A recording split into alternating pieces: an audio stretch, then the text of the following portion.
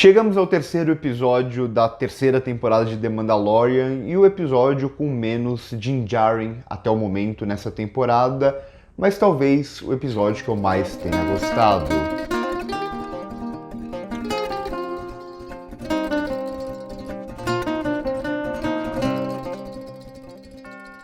Esse episódio 3, ele é acima de tudo um episódio sobre esse império que ainda vive nas sombras. A gente já sabia que ele vivia, não só porque a gente sabe o que vai acontecer depois, mas principalmente porque a própria série já tinha mostrado muito do império, já tinha mostrado muito dos experimentos, já tinha mostrado muita coisa aqui. Mas esse episódio, ele tem meio que esse lance de mostrar esse império nas sombras em algum sentido, né? Esse império que parece que nem sabem que existe mais, ou que eles acham que é capaz de reabilitar esse império em algum sentido.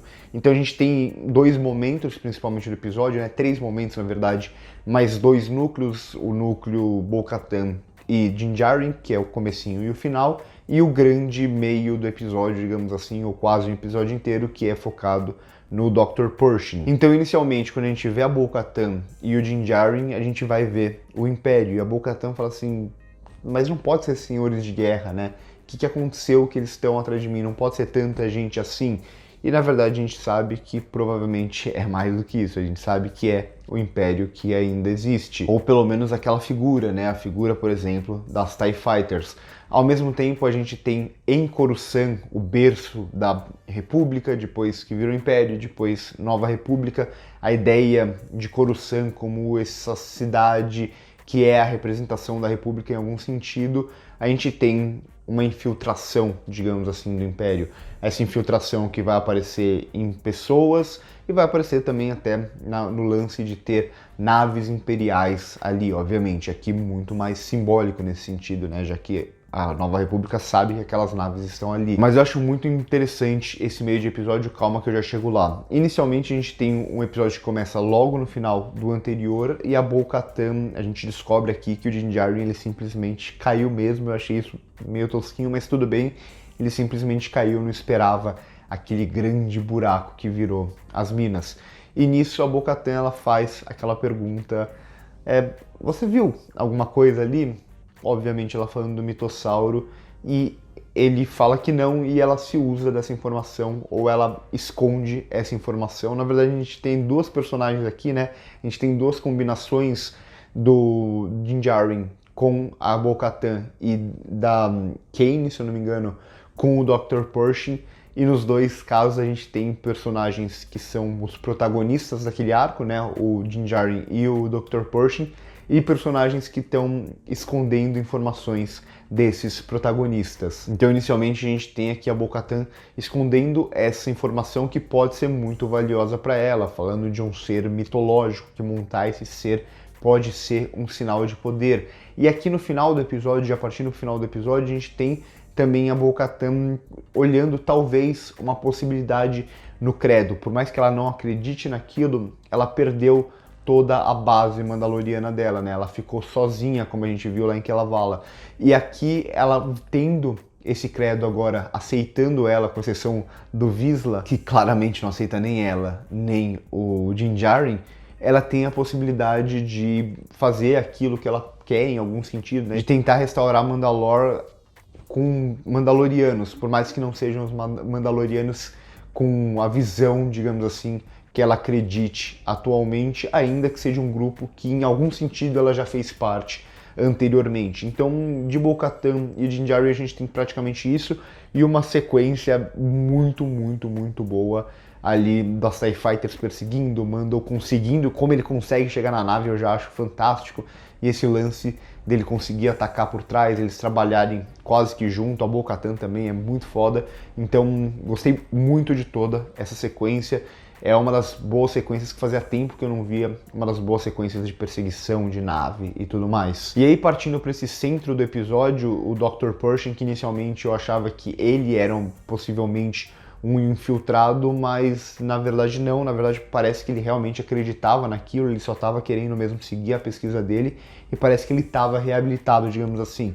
É um programa que é interessante aqui do ponto de vista, acho que de tudo, né, porque Os Imperiais, a gente sabe que muita gente abandona o Império, a gente já viu em várias obras anteriores como era feita uma lavagem cerebral, muitas vezes desde pequeno, e muitas dessas pessoas entravam no Império sem ter uma noção do que eles estavam fazendo. Essa noção de um Império que domina a galáxia que parecia para a maioria das pessoas que aquilo era correto, principalmente as pessoas que não viam o Império devastando planetas, explorando planetas e tudo mais. Então aqui parece que o Dr. Pershing ele realmente tem essa percepção agora, ele vê que o estudo dele estava sendo levado para um lado negativo, mas ele tem essa paixão, digamos, pela clonagem, ele tem essa paixão por tentar ajudar as pessoas por meio da clonagem e parece até que ele achava que ele estava fazendo isso no Império, ou talvez ele tenha se desviado do caminho, etc.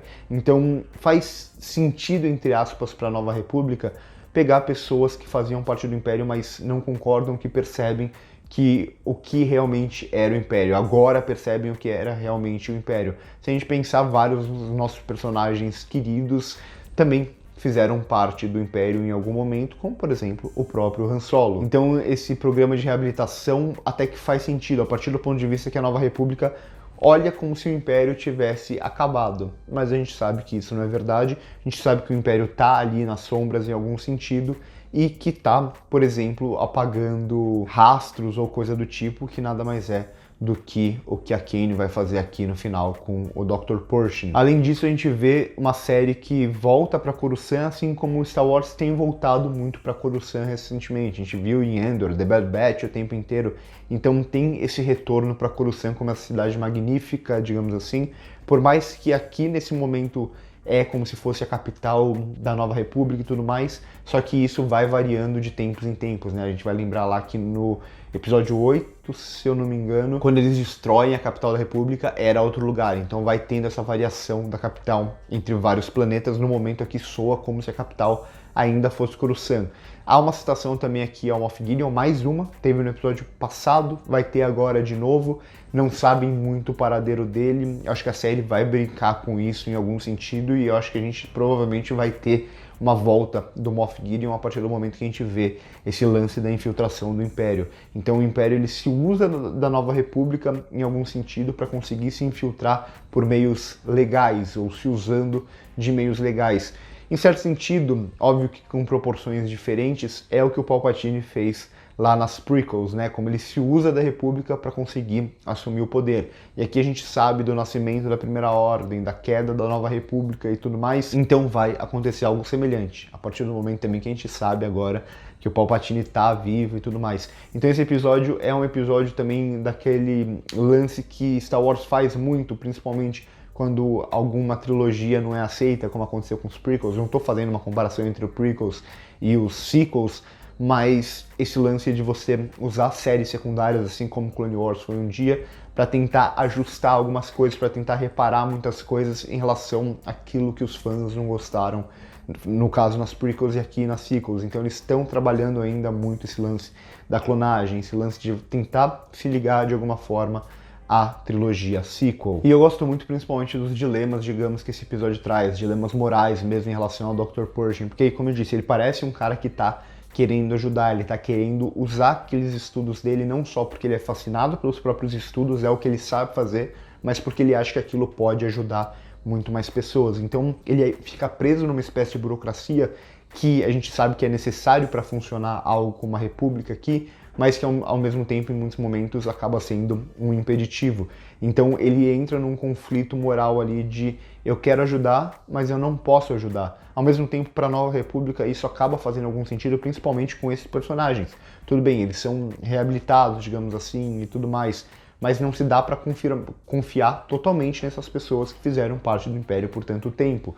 Então tem esse dilema aqui moral no personagem e um próprio dilema da Nova República. Tudo bem, a gente aceita vocês de volta, mas vocês têm uma zona que vocês podem ficar. Vocês não têm acesso a muitas coisas. Então eu gosto quando Star Wars vai em coisas que parecem muito banais, em burocracias, em personagens que soam mais secundários. Endor acho que faz isso muito bem, e aqui eu vejo um pouco de Endor. Esse episódio, principalmente essa parte, ela lembra muito mais Endor, não tematicamente, mas como tudo é construído, lembra muito mais Endor do que The Mandalorian. Então eu acho muito, muito interessante.